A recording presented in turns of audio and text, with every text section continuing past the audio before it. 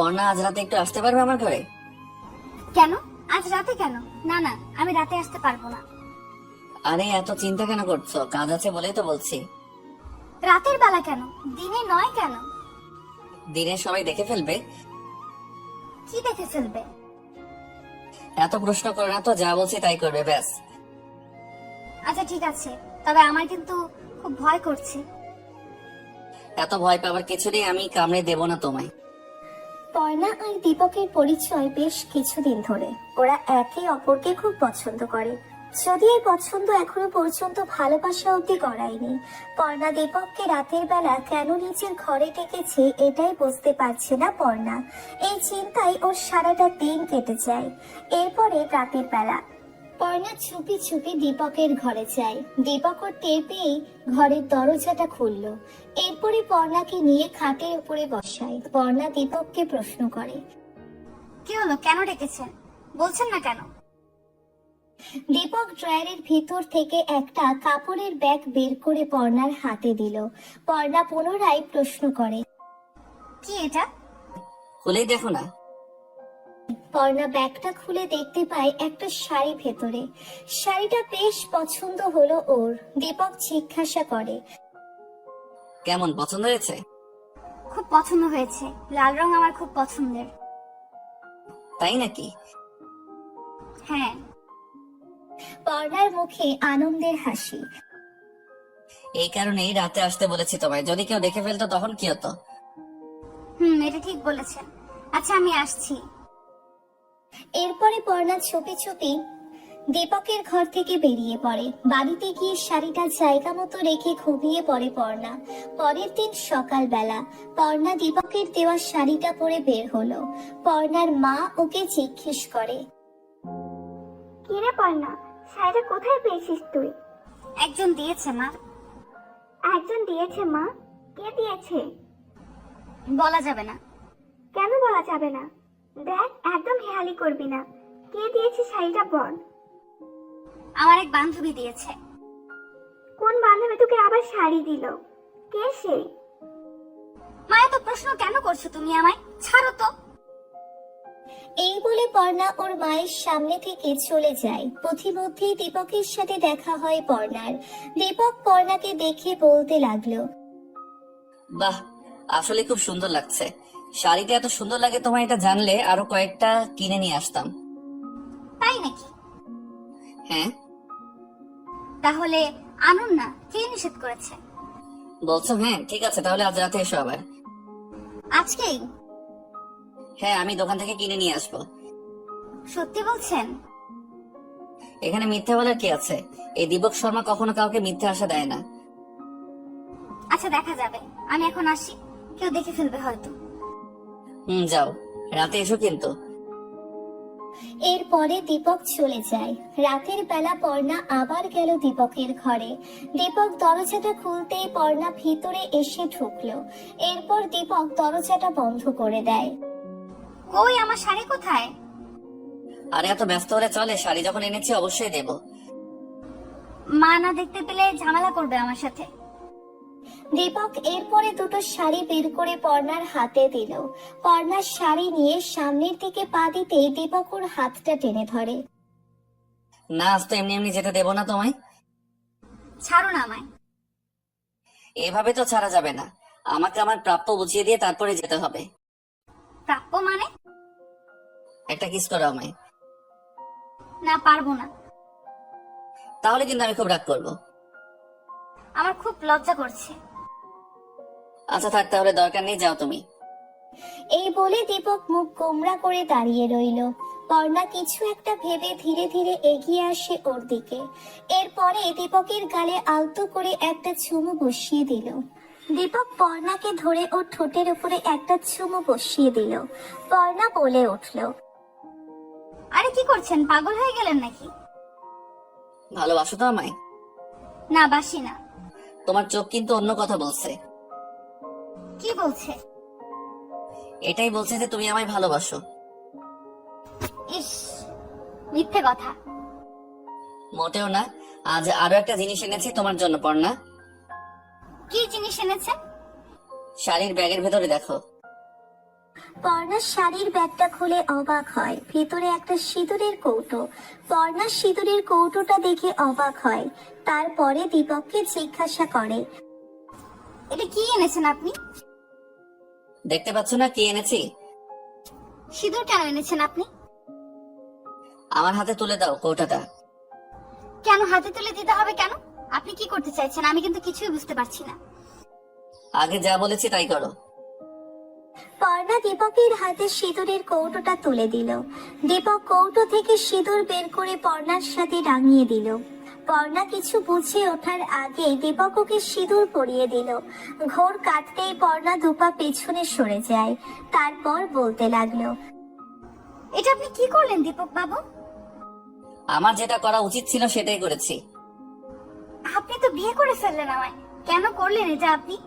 আমার এত বড় সর্বনাশ কেন করলেন? আমি তোমার কোনো সর্বনাশ করিনি পর্ণা। কাউকে ভালোবেসে সেই ভালোবাসার স্বীকৃতি দেওয়া কি অন্যায়? তাই বলে এইভাবে না, আমি এটা মানতে পারছি না কিছুতে। তোমার আমার কাছে আসতে খুব সংকোচ, তাই না? আজ আমি তোমার সংকোচ দূর করে দিলাম। এখন থেকে আমি শুধুই তোমার। আমি যাই দীপক বাবু, বাড়ি ফিরতে হবে আমায়। এই বলে পর্ণা দরজার দিকে পা বাড়ায়। দীপক ওর হাতটা টেনে ধরলো, তারপর কাছে এসে জড়িয়ে ধরে বলল, বিয়ে তো হলো, এবার ফুলসজ্জা না করে তো ছাড়ছি না তোমায়। আপনার কি মাথাটা খারাপ হয়ে গেছে? কি বলছেন এগুলো? আমি এখন কিছুতেই কিছু করতে পারবো না। দীপক পর্ণাকে ধরে বিছানার ওপরে শুইয়ে দিল। এরপর ওর পাশে শুয়ে বলতে লাগলো, প্লিজ সোনা, জেদ করো না। আমায় তোমাকে একটু ভালোবাসতে দাও। তোমার ভালোবাসা না পেলে আজ মরেই যাবো আমি। না, আমার খুব ভয় করছে, কেউ দেখে ফেলে সর্বনাশ হয়ে যাবে। এখন আমরা দুজন স্বামী স্ত্রী, তাই যা খুশি করতে পারি আমরা। দয়া করে আপত্তি করো না, আমায় স্বীকার করে নাও। ভালোবাসতে দাও তোমায় আমায়। কিন্তু আমি তো কখনো এসব কাজ করিনি। আমার খুব ভয় করছে, খুব। ভয়কে জয় করতে পারার নামই তো জীবন। এসো দুজন এক হয়ে যাই। আমাকে কাছে টেনে নাও নিজের। আচ্ছা ঠিক আছে। এই বলে দীপক পর্ণার কপালে একটা চুমু কাটলো। এরপরে ওকে জড়িয়ে ধরলো। দীপক নিজের ভেজা ঠোঁটটা পর্ণার ঠোঁটের ভিতরে দিয়ে গেল। দুজন দুজনের স্বাদ আস্বাদনে মেতে উঠলো। এরপর দীপক পর্ণার গালে চুমু কাটতে লাগলো। কানের লতিতে আলতো করে একটা কামড় দেয়। পর্ণার সমস্ত শরীর শিউরে উঠলো। এরপরে দীপককে ঝাপটে ধরে ও। দীপক ওর কানের কাছে গিয়ে ফিসফিস করে বলতে থাকে, ব্লাউজটা খোলো এবার। ইস, আমার লজ্জা করছে। তোমার লজ্জাজ ভেঙে দিব আমি। এই বলে দীপক হাতটা পর্ণার ব্লাউজের বোতামের ওপরে নিয়ে যায়। এরপরে একে একে বোতামগুলো খুলতে লাগলো। এক পর্যায়ে পর্ণার বুকটা পুরোপুরি উন্মুক্ত করে দিল। পর্ণার উন্মুক্ত বুকের ভিতরে নিজেকে গুজে দিল দীপক। এদিকে পর্ণা ওকে নিজের সাথে চেপে ধরে আছে। পর্ণার উন্মুক্ত বুকের বহু কাটতেই দীপক নিজেকে ওর নাভির কাছে নিয়ে যায়। এরপর দীপক নাক দিয়ে ওর নাভিটা ঘষতে লাগলো। দীপক পর্ণার বিছানার ওপরে বসিয়ে নিজেই বিছানা থেকে নেমে যায়। এরপরে ওর সামনে পা দুটো ফাঁক করে দাঁড়ালো। পর্ণার হাতটা দীপক ওর প্যান্টের চেনের ওপরে রাখলো। পরক্ষণেই পর্ণা হাতটা সরিয়ে নেয়। কি হলো, হাত সরিয়ে নিলে কেন? আমার লজ্জা করছে। তোমার সবকিছুতেই লজ্জা। হাতটা বাড়াও, নিজের হাতে খুলে বের করো। থাক, বের করতে হবে না। কেন বের করতে হবে না? এটা বের না করলে কাজটা হবে কি করে? কি কাজ? ঢং করো না তো।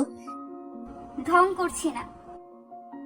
একটু পরে যখন জিনিসটা ঢুকবে তখন বুঝতে পারবে। কোথায় ঢুকাবে? তোমার শরীরের ভেতরে। এই বলে দীপক নিচের প্যান্টটা হাঁটু পর্যন্ত নামিয়ে নেয়। পর্ণা নিচের দিকে চেয়ে আছে। দীপক পর্ণার হাতটা ওর ওপরে রাখলো। এরপরে বলতে লাগলো, তুমি তো দেখছি বড্ড বেরসিক। দাও এবার আদর করে দাও। পর্ণার সামনের দিকে চোখ তুলে হা করে তাকিয়ে রইল। এরপরে ভয়ে ভয়ে বলতে লাগলো, আমি পারবো না, বাড়ি যাব আমি। কি পারবে না? এত বড় জিনিস নিতে পারবো না আমি, খুব ব্যথা লাগবে আমার। একটু ব্যথা সহ্য না করলে সুখটা আসবে কোথা থেকে? আমার সুখ চাই না। তুমি নাই চাইতে পারো, কিন্তু আমার তো চাই। নাও এবার একটু মুখে নাও। না, আমি মুখে নিতে পারবো না। তুমি তো বড্ড স্বার্থপর। আমি এত এত আদর করলাম তোমায়, আর তুমি কিনা আমায় এইটুকু আদর আবদার রাখতে পারছো না? আচ্ছা ঠিক আছে, মুখে নিচ্ছি। দীপক পর্ণার মুখের দিকে এগিয়ে যায়। পর্ণা নিজের মুখে পুরে নিল। দীপক পর্ণাকে জিজ্ঞেস করে, কেমন লাগছে? ভালো না তেমন। থাক, ছাড়ো তাহলে। এই বলে দীপক পর্ণাকে বিছানার ওপরে শুইয়ে দিল। পর্ণা ওকে বাধা দিয়ে বলে উঠল, একটা কথা বলতে ভুলে গেছি আপনাকে। কি কথা? আমার পিরিয়ড চলছে। দীপক পর্ণার কথা শুনে হেসে উঠল। এরপর কৌটো থেকে আরো খানিকটা সিঁদুর এনে পর্ণাকে রাঙিয়ে দেয়। এরপর ওকে ঘনিষ্ঠভাবে আঁকড়ে ধরে। কি এসে যায় তাতে? আমার বাচ্চা পেটে নিতে কি তোমার কোনো দ্বিধা আছে? ছি, ভুলে এমন কিছু করবেন না। আচ্ছা ঠিক আছে, তুমি রেডি হও।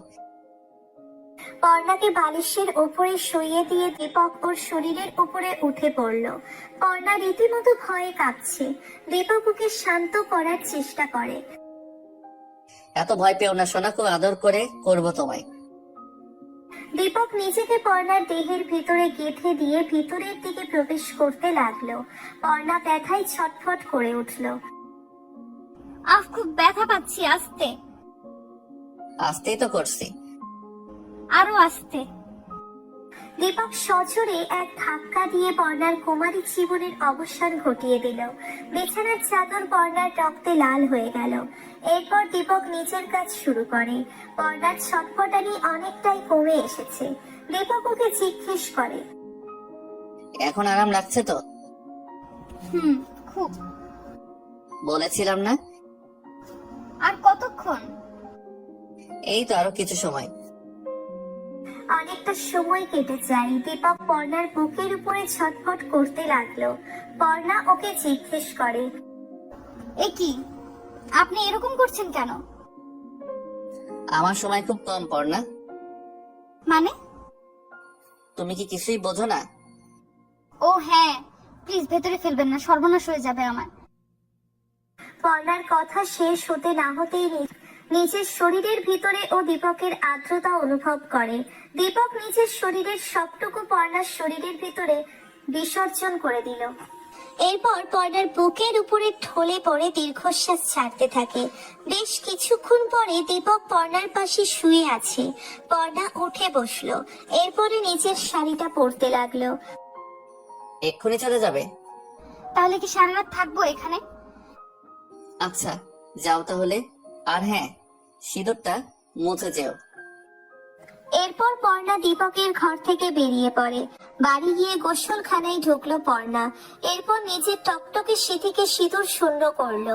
সিঁদুরগুলো মুছে ফেলতে খুব খারাপ লাগছিল পর্ণার। বারবার দীপকের মুখটার কথা মনে পড়ছে ওর। ফ্রেশ হয়ে ঘরে গিয়ে দরজা বন্ধ করে দিল। পরের দিন সকালবেলা ঘুম থেকে উঠতে একটু দেরি হলো পর্ণার। ওর মায়ের ডাকে ঘুম ভাঙলো ওর। মা ওকে প্রশ্ন করে, কি ব্যাপার পর্ণা, তুই তো এখনো এত বেলা অব্দি ঘুমাস না? আজ কি হলো? রাতে ঘুম আসছিল না মা। কার চিন্তায় ঘুম আসছিল না তোমার শুনি মা? মা, তোমার সাথে সবকিছুতেই সন্দেহ, এমনিতেই ঘুম আসছিল না। তাই হলো ভালো, যা এখন তাড়াতাড়ি হাত মুখ ধুয়ে কিছু খেয়ে নে। পর্ণা সকালের নাস্তা সেরে বাড়ি থেকে বেরিয়ে পড়লো। এমনিতেই আজ অনেকটা দেরি করে ফেলেছে ও। পর্ণা দীপকের কোয়ার্টারের দিকে গেল। ওর রুমের দরজার সামনে দেখতে পায় একটা তালা ঝোলানো। হয়তো কোনো কাজে বাইরে গিয়েছে। কোয়ার্টার থেকে বেরোনোর পথে দেখতে পায় কেউ একটা ভিতরে ঢুকলো। পর্ণা লোকটাকে জিজ্ঞেস করে, আপনি আপনি এখানে? আমি এখানে নিউ অফিসার, আজ থেকে এখানেই থাকবো। তাহলে দীপক মানে দীপক স্যার? উনি তো চলে গেছেন। মানে কোথায় চলে গেছেন? উনি বাড়িতে চলে গেছেন। কখন? একটু আগে। যাওয়ার আগে চাবি বুঝিয়ে দিয়ে গেলেন আমার কাছে। আসবেন কবে উনি? উনি আর আসবেন না, এখানে কাজ শেষ ওনার, তাই তো আমি এলাম। লোকটার কথা শুনে মাথায় যেন বাজ পড়লো পর্ণার। নিজের কানকে বিশ্বাস করতে পারছে না ও।